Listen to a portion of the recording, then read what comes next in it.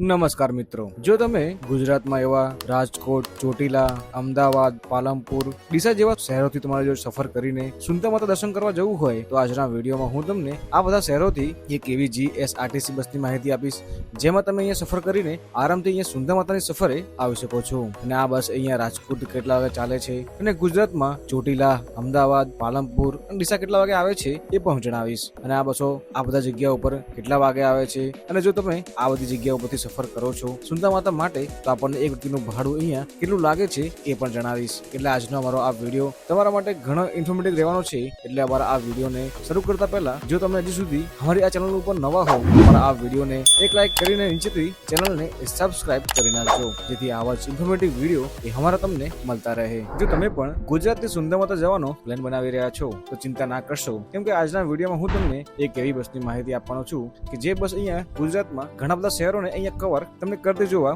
મળી જશે.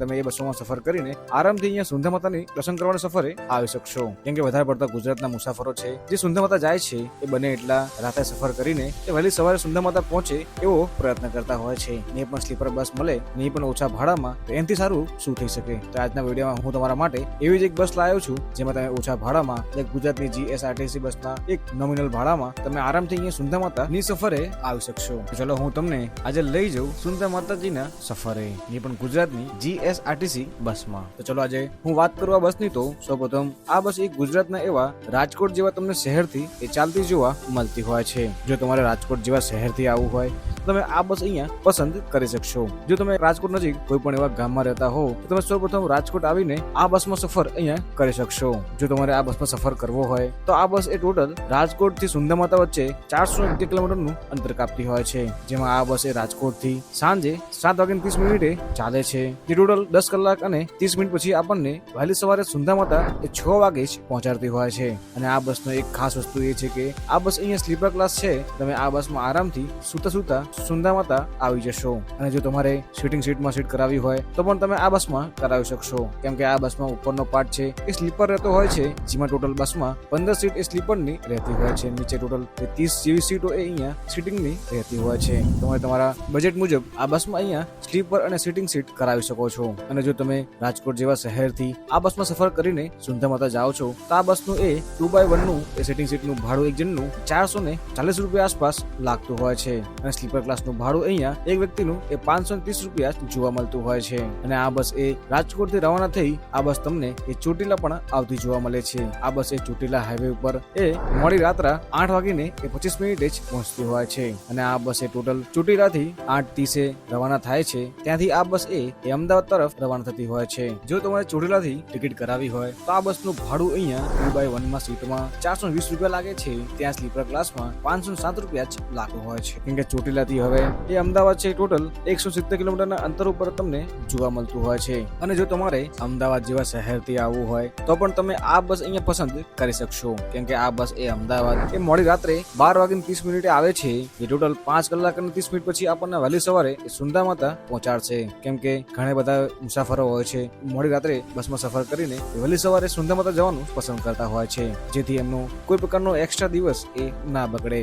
એના માટે જો તમારે અમદાવાદથી આવવું હોય તો તમે આ એક બસમાં ટિકિટ કરાવી શકો છો. જો તમે આ બસમાં અમદાવાદથી સફર કરો છો તો આ બસનું અહીંયા 2x1 નું એ સીટિંગ સીટનું ભાડું અહીંયા એ 330 રૂપિયા લાગે છે. ત્યાં સ્લીપર બસનું ભાડું 420 રૂપિયા તમને જોવા મળતું હોય છે. અને જો તમારે આ બસમાં સફર કરવું હોય અને કન્ફર્મ ટિકિટ મેળવી હોય તો એ આપણે કેવી રીતે મળશે એ પણ હું તમને વિડીયોમાં આગળ જણાવું છું. અને જો તમારે પાલનપુર જેવા શહેરથી બાય બસ સફર કરીને સુંદા માતા આવવું હોય તો પણ તમે આ બસ અહીંયા પસંદ કરી શકશો. કેમ કે આ બસ એ મોડી રાત્રે 3:30 પાલનપુર તમને આવતી જોવા મળે છે. જો તમે આ બસમાં પાલનપુરથી આવો છો તો આ બસમાં અહીંયા 2x1 નું સીટિંગ સીટનું ભાડું અહીંયા 240 રૂપિયા આસપાસ જોવા મળે છે. ત્યાં સ્લીપર બસનું ભાડું અહીંયા 322 રૂપિયા જોવા મળતું હોય છે. ત્યાંથી આગળ આ બસે રવાના થઈ એ તમને ડીસા આવતી જોવા મળતી હોય છે. અને પાલનપુરથી ડીસાનું અંતર એ ટોટલ 27 કિલોમીટરનું જ રહેતું હોય છે. અને આ બસ એ વહેલી સવારે 4:30 તમને ડીસા આવતી જોવા મળે છે. જે સુંદા માતા વહેલી સવારે 6 વાગે જ પહોંચાડતી હોય છે. અને જો તમે ડીસાથી સફર કરો છો તો અહીંયા તમને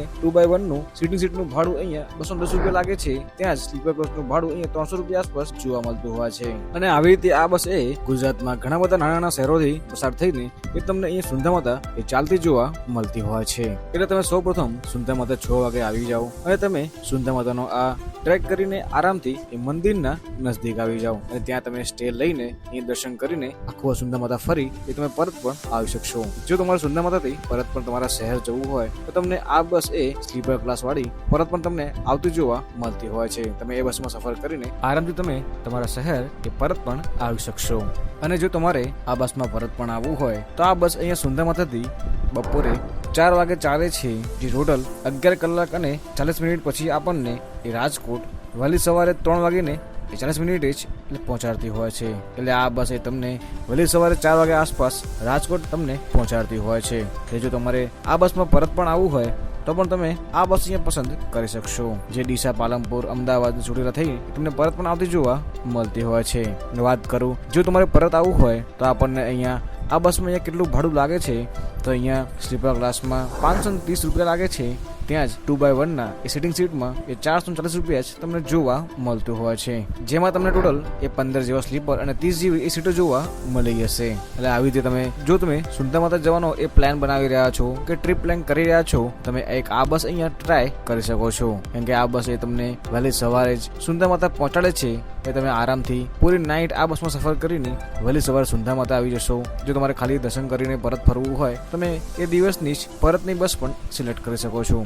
તમે આરામથી એ બસમાં સફર કરીને એ સુંદર માતાથી એ તમારા રાજકોટ કે તમારે જે જગ્યાએ જવું હોય ત્યાં પરત તમે આવી જશો. અને વાત કરું આપણે જો આ બસોમાં કન્ફર્મ ટિકિટ કરાવવી હોય તો એ આપણે કેવી રીતે કરાવવી જોઈએ. જો તમે આ બસમાં સફર કરવા માંગો છો એ દિવસના ટોટલ 10 કે 15 દિવસ પહેલા જો તમે આ બસોમાં ટિકિટનો ટ્રાય કરશો તો તમને આરામથી આ બસોમાં કન્ફર્મ ટિકિટ મળી જશે. તમે આ બસની ટિકિટ એ ઓનલાઈન ગુજરાતની GSRTC એપના માધ્યમથી કરી શકો છો અને કન્ફર્મ ટિકિટ એ મેળવી શકો છો. એટલે તમે આવી રીતે આ બસોમાં સફર કરીને આરામથી અહીંયા સુંદર માતા એ ફરવા આવવાનો પ્લાન બનાવી શકો છો.